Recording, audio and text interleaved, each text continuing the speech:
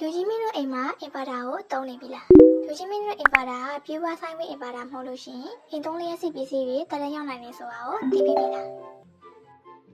အင်ပါတာဒီမှာ modify ဆိုင်ဝင်းနဲ့ပြူဝါဆိုင်ဝင်းဆိုပြီးတော့အဓိက2မျိုးရှိပါတယ်ပြူဝါဆိုင်ဝင်းနဲ့ modify ဆိုင်ဝင်းလိုင်းပုံစံကမတူညီပါဘူး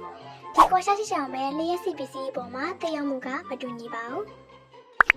modify sideway အင်ပါတာကိုသုံးရင်ဖြစ်နိုင်တဲ့ပြဿနာတွေကတော့ motor ပါတဲ့လျှက်စီပစ္စည်းတွေကဆူညံတန်နေထွက်နိုင်တယ် compressor တွေ laptop adapter တွေကပို့ပြီးတော့ပူနိုင်တယ်ဒီချက်တွေကြောင့်ပဲအိမ်သုံးလျှက်စီပစ္စည်းတွေကတက်တန်းရော့နိုင်ပါတယ် pure sideway အင်ပါတာရဲ့အားသာချက်တွေကတော့ motor ပါတဲ့လျှက်စီပစ္စည်းတွေကချုံမှုစွာလည်းပက်နိုင်တယ်ဆူညံတန်နေပါတယ် overheating နဲ့မယ်လျှက်စီပစ္စည်းတွေအတွက်လုံခြုံစိတ်ချရတယ်ဒီပညာတွေတက်လာကြောင့်မလို့ဈေးနှုန်းလည်းအသင့်နေဖြစ်လာတယ် solar system အသုံးပြုများလာတာကြောင့် pure sideway inverter ကိုပုံမှုရွေးချယ်လာကြပါတယ်။ဒါကြောင့်လူကြီးမျိုးတွေနဲ့အိမ်သုံးလျှက်စစ်ပစ္စည်းတွေကိုကာကွယ်ခြင်းနဲ့ဆိုလို့ရှိရင် pure sideway inverter ကိုရွေးချယ်သင့်ပါတယ်။